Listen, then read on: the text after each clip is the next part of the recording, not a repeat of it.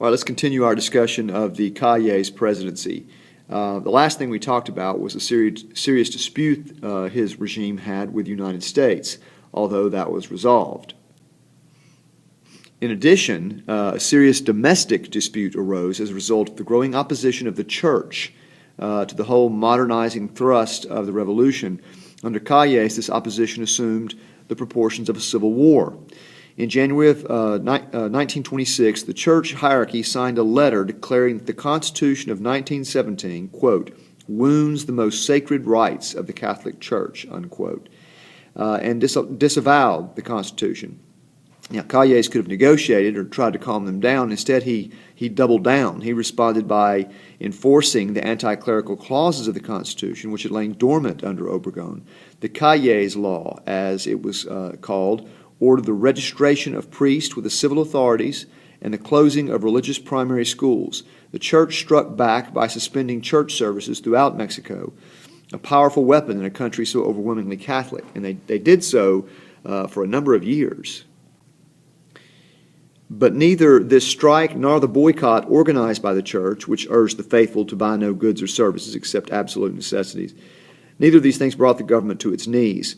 By the end of 1926, militant Catholics, in frequent alliance with local hacendados, the other forces of the reactionary element, had taken to arms. Guerrilla groups were formed within the mountainous backcountry of Jalisco, which was the main focus of their activity. Government schools and young teachers sent into remote areas were frequent objects of clerical fury. Many teachers were tortured or killed. The total number of Catholic guerrillas, known as Cristeros, was small. They were known as Cristeros because of their slogan, Viva Cristo Rey, long live Christ the King. The numbers were small, but federal commanders helped to keep the insurrection alive by the brutality of their repressions.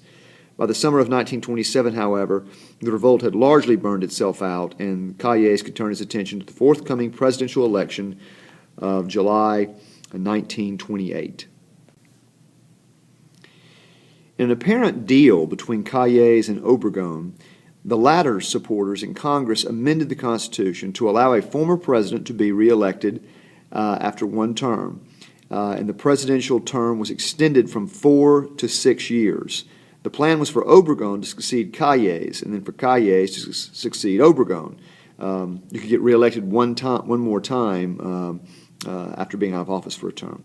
Angered by this arrangement, two frustrated presidential hopefuls, General Francisco Serrano and Arnulfo Gomez, began to conspire against Obregon and Calles. Calles acted decisively. The plotters were seized and shot, and Obregon remained the only candidate.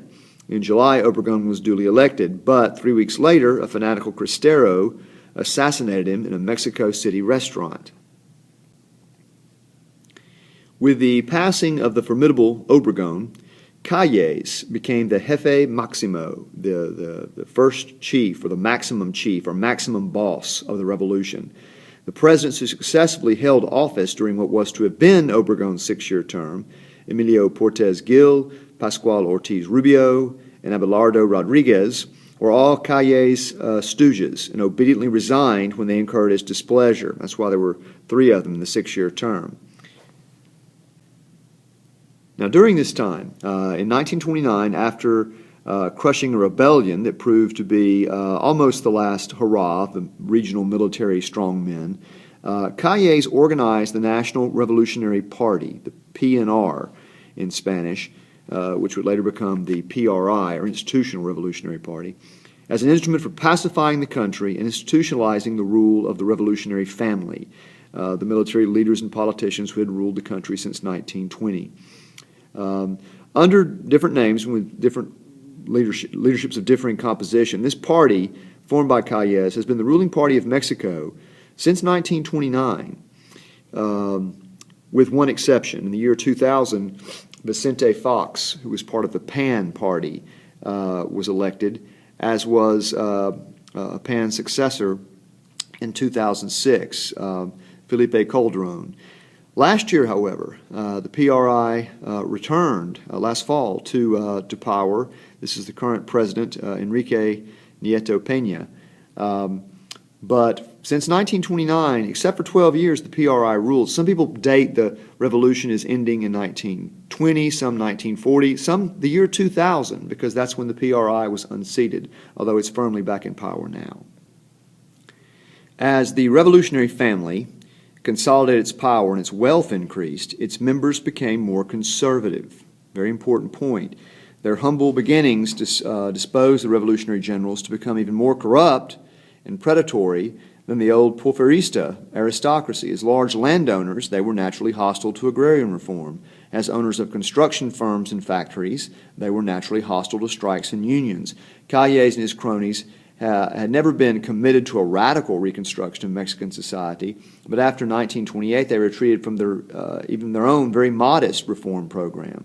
To camouflage their shift to the right and validate their revolutionary credentials, they indulged freely in anti-clerical demagoguery and excesses. But frankly, this language and these acts blew new life into the dying Cristero movement, causing a brief but bitter new conflict that took many lives.